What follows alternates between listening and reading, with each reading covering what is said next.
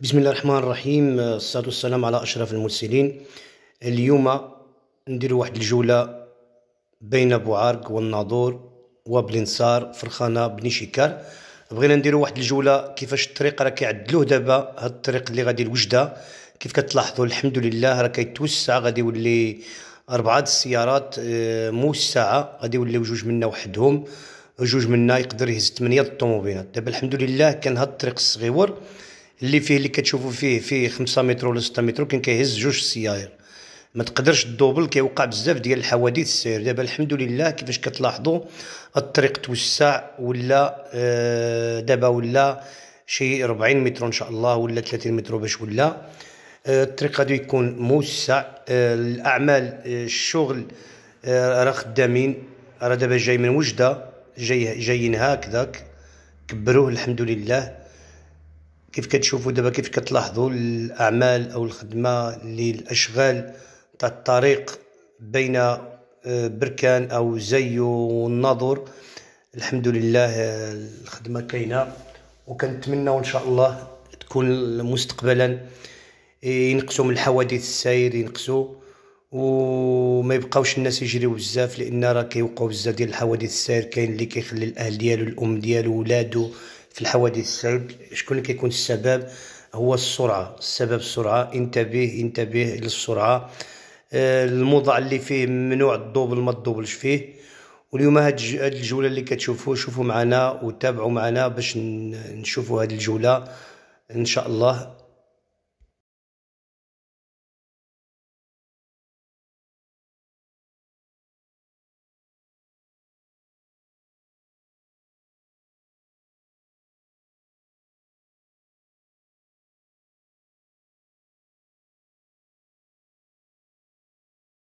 كيف كتشوفوا دابا الجولة غادي تكون بين الناظور وفرخانة ان شاء الله.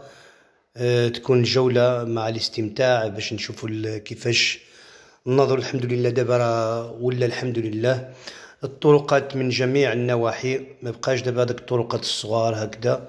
دابا الطرقات توسع الطريق وتوسع المجال. دابا كاع المجالات توسعوا بزاف، دابا ما بقاوش الطريق صغير او هكذا.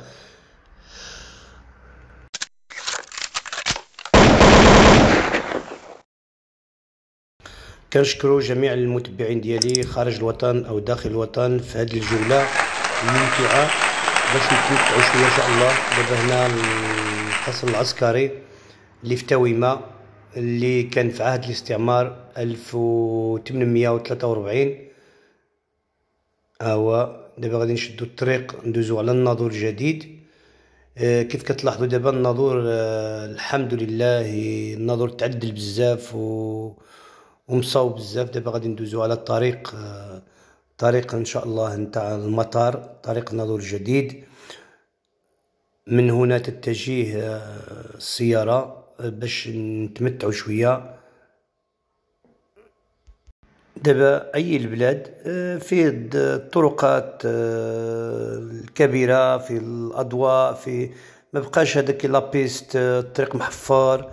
دابا الدول راه تطورات وما بقاش دابا حفر هنا حفر هنا كيفاش كيديروا في الناظور. لهذا دابا ان شاء الله نتمنى وان شاء الله مستقبلا غادي يكون الناظور مثالي. غادي يجي واحد النهار ان شاء الله دابا اللي غادي يكون دابا راه في وسط الناظور، في وسط الناظور ان شاء الله في عريض اللي كنتجهوا في عريض دابا. والازدحام الطاكسيات كيف كتلاحظوا ما كيحترموش القانون السير، لا في الوقوف ولا في لاكوش او اليمن، ما كيحترموش لاكوش ديالهم ولا هكذا. صحاب الطاكسيات اكثر حذيو معاهم، اكثر حوادث نتاع الطاكسيات الصغيره كي الطاكسيات بيتيت اللي ما عندهمش قياده. لان دائما كيوقع الحادثه او كيخرج منا دخل منا، كيبغي يوقف هنا نقز هنا. ولهذا حديو معاهم باش ما ديروش في الحادثات، ديروش في الكوارث وما ديروش في الحادثات السير، ما ديروش في الحادثات السير.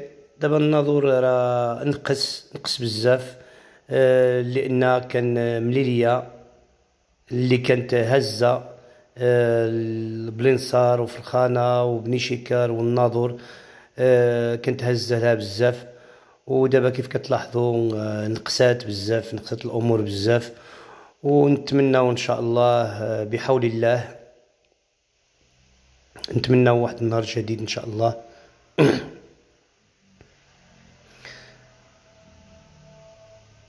نتمناو ان شاء الله واحد النهار جديد، ونتمناو ان شاء الله يكون دائما في الجديد، ودائما ان شاء الله باش نضربوا جولات حول اقليم ديالنا، اقليم الناظور، اللي بنادم خص لابد تجيبوا الغيره على اقليم الناظور. وكنقولوا للسياسيين او المنتخبين السياسيين خصكم تشوفوا شويه في الناظور على حسب باش ديروا الاستثمار، لان الناس كاين بزاف ديال البطاله اكثر من 90% الناس اللي واقفين، لان كلشي الناس كانوا خدامين في مليليه، ودابا ملي مليليه وقفات ما بقى حتى شي حاجه. ولهذا كنشكروا الاخ عبد الصمد السقلي كمدير الجريده الكواليس الجهويه وكرئيس الجمعيه الجهويه لحمايه البيئه والمال العام.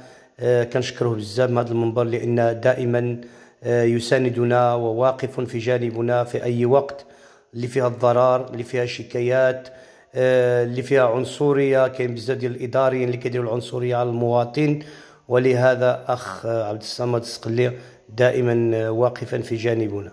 هذا المحطة زيز اللي كتشوفوا محطة زيز